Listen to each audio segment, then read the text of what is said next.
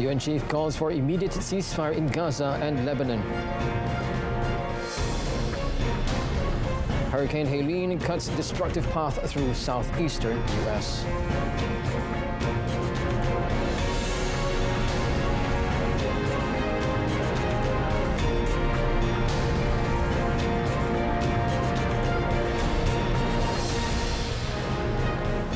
Hello and good afternoon, and Salam Malaysia Medani. Thanks for joining us. I'm Otto Othman and you're watching World Today. Foreign Minister Datuk Sri Muhammad Hassan held a bilateral meeting with United Nations UN Secretary General Antonio Guterres, urging the UN to take swift and decisive action to address the crisis in Palestine and Myanmar.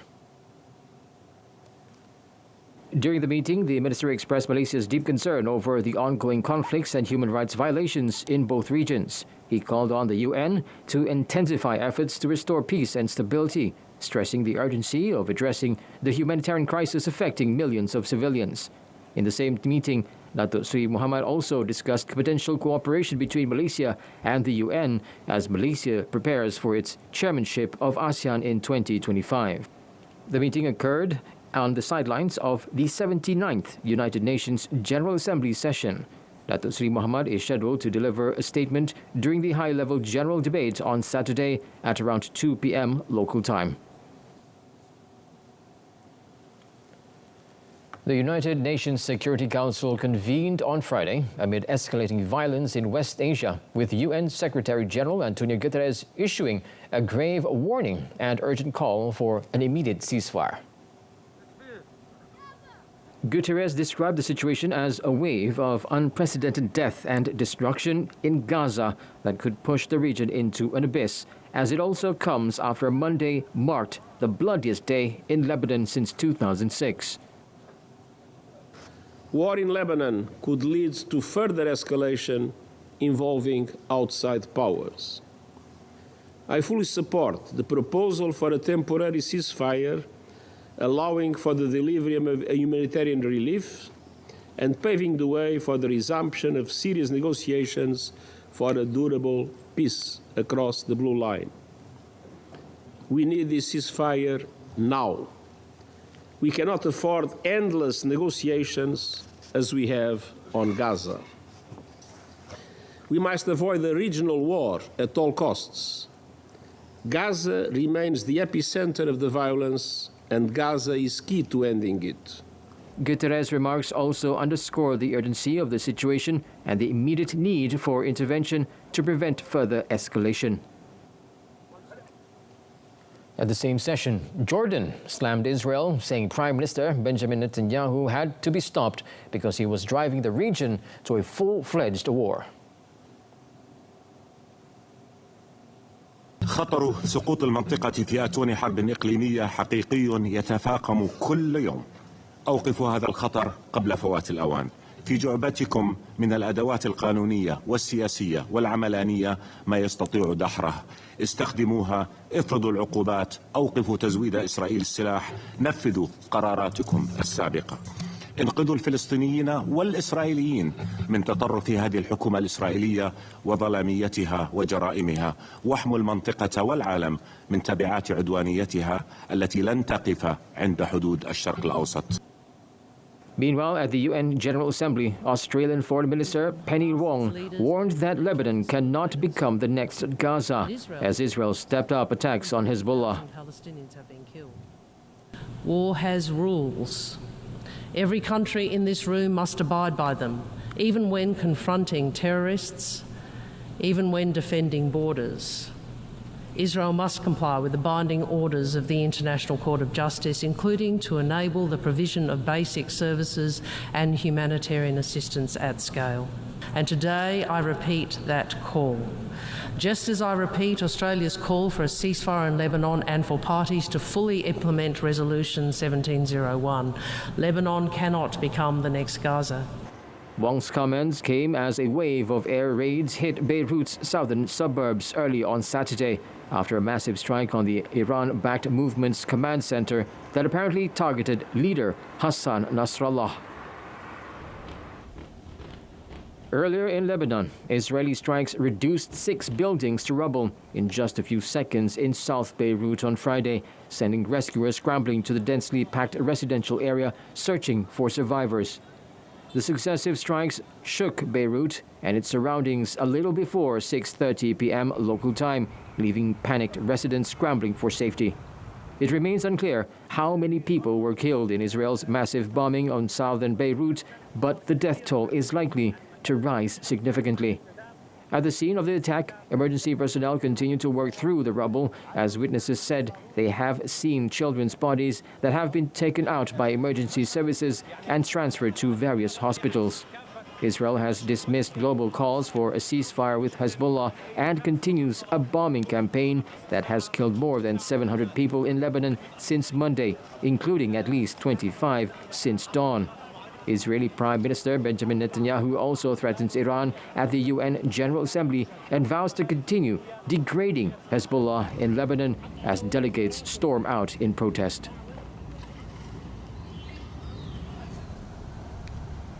In a related development, UN Refugee Agency said more than 30,000 people crossed into Syria from Lebanon in the past 72 hours as the conflict intensified. About 80% of the people making the crossing were Syrians, and about 20% were Lebanese. We are seeing many women and children, but also some men crossing. The estimate is that at least 50% of those crossings are children and adolescents. They are exhausted, they are scared, and they are in need. But I think there's also a palpable sense of relief in spite of the uncertainties about what will happen over the coming days and weeks as they cross the border into Syria. He said the UNHCR had been working with Syria's government and partners to beef up the reception and processing of those who arrive, and that Syria was allowing Lebanese nationals to enter for an unspecified time as long as they had some kind of papers showing their name. Lebanon is home to around 1.5 million Syrians who fled civil war in their own country. U.S. Secretary of State Antony Blinken questioned China's sincerity in seeking peace in Ukraine as he directly pressed his counterpart over exports that boost Russia's military. Now, Blinken met Chinese Foreign Minister Wang Yi on the sidelines of the UN General Assembly, the latest talks as the two powers look to dial down once soaring tensions. While crediting the diplomacy with bringing progress, Blinken warned that the United States would not back down on concerns over China's exports to Russia and made clear that Washington could impose more sanctions. The top U.S. diplomat said that China has provided 70% of machine tools and 90% of microelectronics needed by Russia for military production that includes rockets and armored vehicles. China counters that it has not directly provided weapons to Russia and draws a contrast with the United States, which has shipped billions of dollars in weapons to Ukraine since 2022 invasion by Russia. Blinken said he also warned Wang against Beijing's dangerous destabilizing actions on the South China Sea, where tensions have risen sharply between China and U.S. ally the Philippines.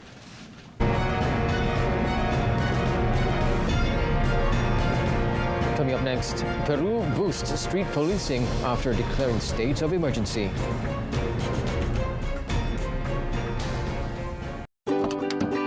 Sebelum memulakan perjalanan, pastikan dokumen perjalanan anda lengkap. Kekalkan jarak sekurang-kurangnya 10 meter dari kenderaan depan.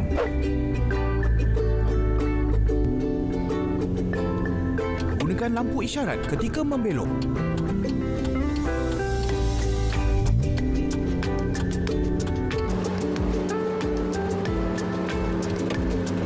Jika anda ingin memotong kenderaan besar, berwaspada dengan titik buta.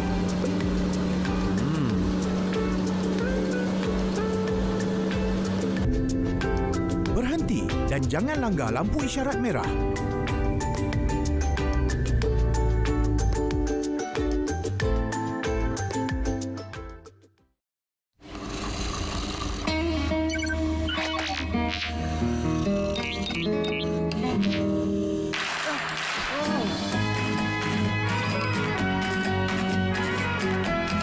Padamkan komputer untuk lebih penjimatan. Satu lagi idea bernas untuk anda. A tropical storm Helene brought life-threatening flooding to the Carolinas on Friday after leaving widespread destruction as a major hurricane in Florida and Georgia overnight that killed at least 33 people, swamped neighborhoods, and left more than 4 million homes and businesses without power. Helen hit Florida's Big Bend region as a powerful Category 4 hurricane and left a chaotic landscape of overturned boats in harbors, felled trees, submerged cars, and flooded streets. Police and firefighters carried out thousands of water rescues throughout the affected states, including in Atlanta, where an apartment complex had to be evacuated due to flooding. Helen came ashore in Florida with 225 km/h winds, weakening to a tropical storm as it moved into Georgia on Friday. Later, the storm had been downgraded to a tropical depression and was packing maximum sustained winds of 55 km/h as it slowed over Tennessee and Kentucky. However, the National Hurricane Center said Helen's heavy rains were still producing catastrophic flooding in the southern Appalachians. In western North Carolina, Duke Energy opened the floodgates at Cohen's Ford Dam on Friday night, prompting mandatory evacuations around Mountain Island Lake. Rising floodwaters forced residents along Riverside Drive, Lake Drive, Ravenhaven Drive, and nearby roads to leave immediately. According to local media reports, officers went door to door to ensure evacuations as water levels in the lake, rivers, and creeks surged, threatening all of Mount Holly. Residents of Mexico's beachside city of Acapulco were reeling after a hurricane left at least 5 people dead and neighborhoods underwater in a region still recovering from a devastating storm last October.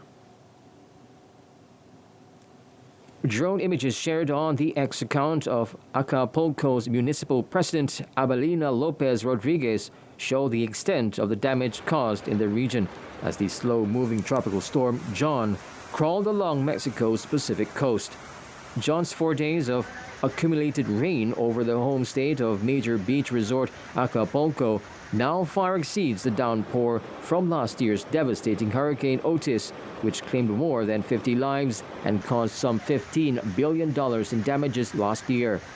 Alejandra Mendez, the head of Mexico's National Meteorological Service, said more than 37 inches of rain have fallen over southern Guerrero state, home to Acapulco, as a result of John since Monday. So far, officials pinned the blame on John for 5 deaths, all in Guerrero and most in the state's mountainous interior inland from Acapulco, susceptible to landslides. Peru ramped up street policing on Friday after declaring a state of emergency in response to a sharp rise in crime in Lima. Police officers were deployed early Friday morning in the streets of Lima as they checked passerbys' IDs and guarded public transportation at bus stops. Peru's government declared a 60-day state of emergency in 14 districts of metropolitan Lima and the neighboring Callao province on Thursday. The measure will put Peru's armed forces out on the streets and help police clamp down on a wave of extortions that has plagued the capital. Public transport was scarce as thousands of commuters were left stranded at bus stops and unable to go to work. The government also suspended classes and urged firms to allow remote work or let employees to show up late to their shifts. Late Sunday, a bus driver was killed for refusing to fall victim to a shakedown. Police said a passenger was also wounded in the attack. 4 drivers have been killed in Peru since the end of August. The Ecuadorian Armed Forces and the Police Intelligence Unit take control of several sectors dominated by organized crime in what has become the epicenter of gang-related violence in the country. The government has launched a war against criminal groups since the beginning of the year. In Duran, near the southwestern coastal city of Guayaquil, nearly 50 officers break down doors and seize firearms, marijuana, and pamphlets with information on extortion victims.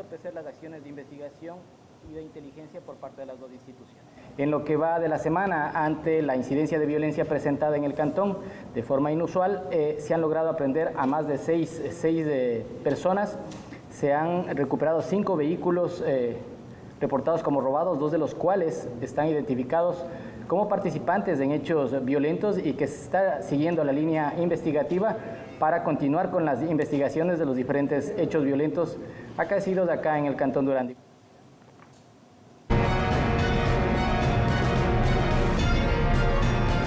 Up next in sports, Ronaldo on target to maintain Pioli's winning start. Now, Super League defending champions Johor Darul Takzim JDT had to work hard to score a vital 2-1 victory against Kuching City FC in their Super League match at Sultan Ibrahim Stadium in Iskandar Putri, Johor last night. The Southern Tigers, who are going through a tight schedule of matches with the Asian Champions League Elite ACL Elite campaign, chose to not start with several key players, including Bergson de Silva, and changed up their tactical game plan for the match. Bergson did take to the field in the 15th minute as a substitute for midfielder Enzo Lombardo, who was injured. The home team managed to find to the back of the net in the 39th minute through Jorge Obregon, but was ruled offside. JDT did manage to score finally through a brilliant Bergson header off a crossbar by Arif Aiman Muhammad Hanafi in the 48th minute. And they went on to double their lead in the 81st minute through a Juan Muniz Galego's goal. JTT had a surprise when the visitors scored 2 minutes later thanks to substitute Luis Fernando Barnasque Welter. But it was not enough to keep the home team from securing 3 points, placing them firmly on top of the lead with 31 points after 11 matches, with second place Selangor FC far behind the 22 points after 10 matches.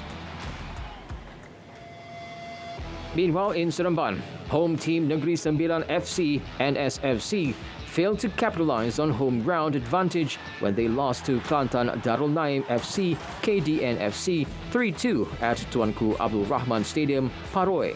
The visitors took an early lead in the 14th minute from a shot outside the penalty box by Hakimi Abdullah, and they then went 2-0 with a goal by Kim Likwan in the 36th minute. NSFC squandered a clear chance to close the gap when Brazilian Ricardo Pires failed to score a penalty in the 60th minute. But the home team managed to rally and claw back into the game through another penalty, this time by Jacques Faye in the 83rd minute, and then the equalizer by Sebastian Avanizi 5 minutes later. The home team were unable to celebrate as KDN FC managed to secure victory in the last minute of the game when Ode Ali Abdul Rahim Karub sent the ball into the back of the net from outside the penalty box to end the match 3-2. Cristiano Ronaldo was on target from the penalty spot to help secure Al Nassr a 2-0 victory over 10-man Al Wehda in the Saudi Pro League last night.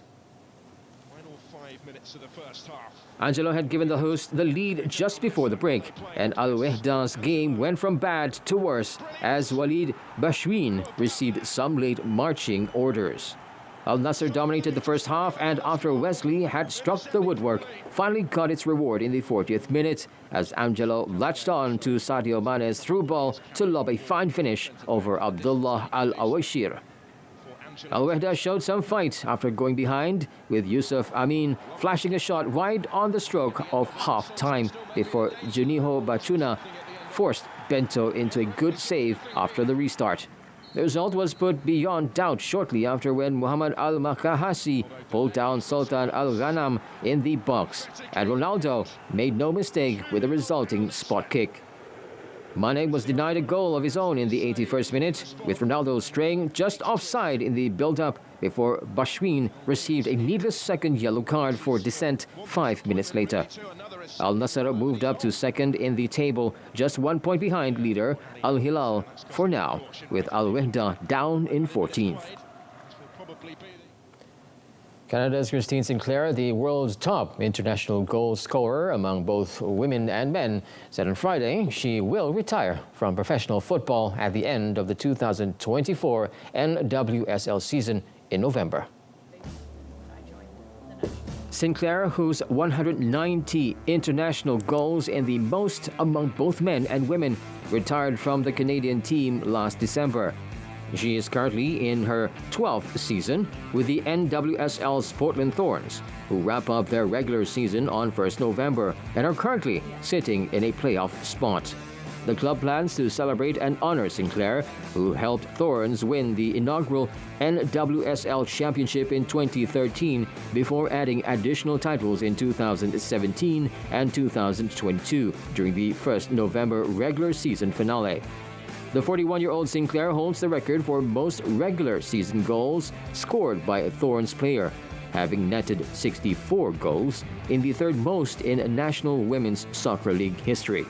Sinclair is the only player to be with the team throughout the entirety of its history and holds a number of club records, including games played and games started. FIFA will on Saturday announce the venues and stadiums for next year's Club World Cup in the United States. The new expanded 32-club tournament featuring leading clubs from around the world will take place from 15th June to 13th July 2025. Gianni Infantino, president of FIFA, will make the announcement in Central Park, New York, during the Global Citizens Festival, a music event aimed at defeating poverty. Atlanta, Seattle, Miami, Orlando, Pasadena, California, and East Rutherford, New Jersey are all cities in the running to host matches in the tournament. Real Madrid, Manchester City, and Bayern Munich are among the 12 European teams who have qualified for the tournament, while Argentina's River Plate and Boca Juniors and Brazil's Flamengo are among 6 South American teams. The tournament will take place during the same window as the regional national team CONCACAF Gold Cup tournament, which will be held mainly on the West Coast. The Club World Cup games are expected to be held mainly at East Coast venues, although U.S. club Seattle Sounders may be given a game at their home venue. The USA will also co-host the 2026 regular World Cup with Mexico and Canada.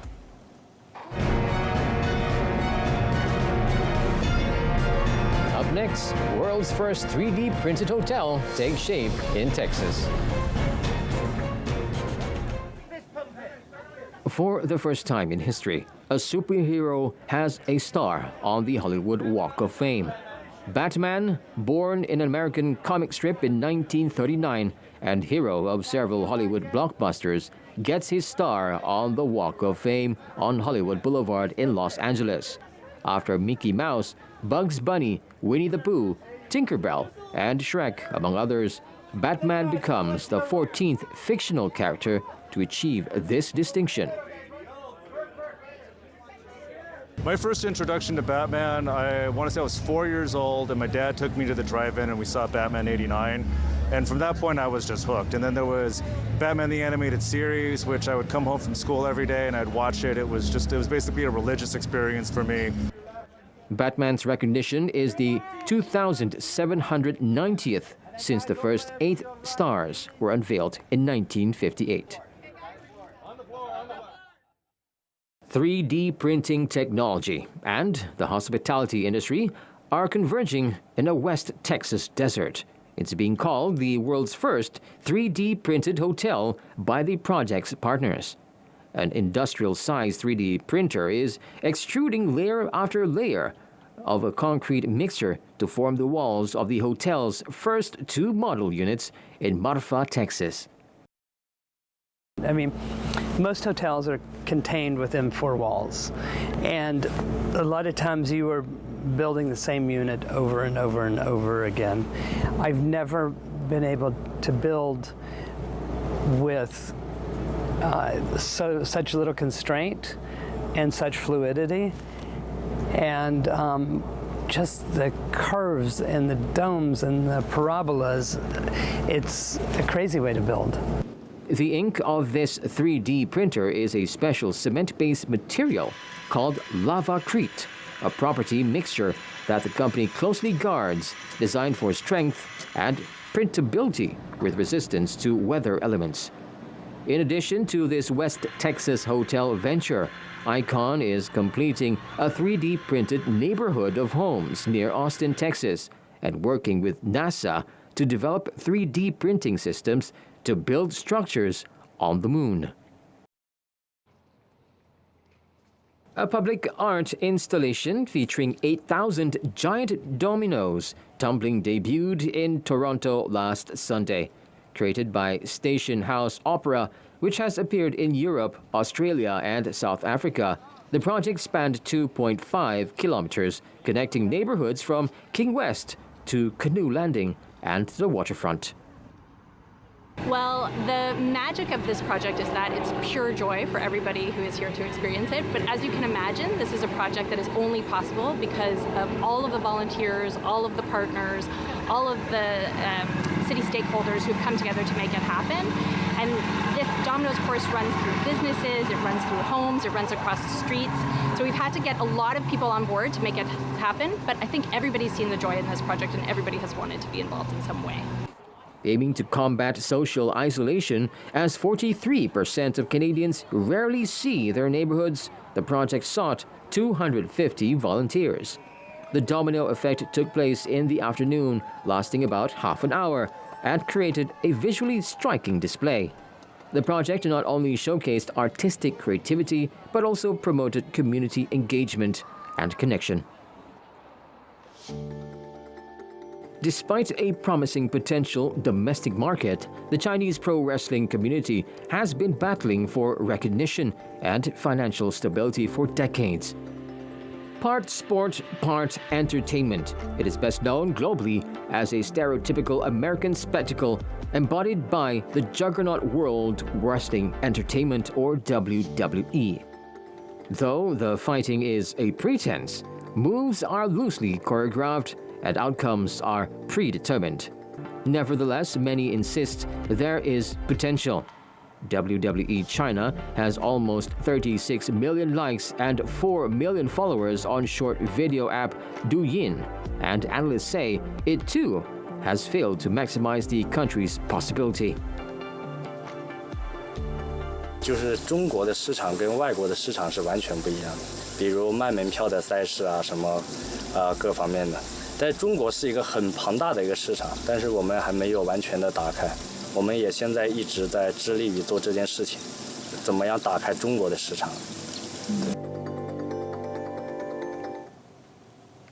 Well, that concludes today's edition of World Today. In our top story, UN chief calls for immediate ceasefire in Gaza and Lebanon. Until then, I'm Otto Othman from the river to the sea. Palestine will be free. Thank you for watching.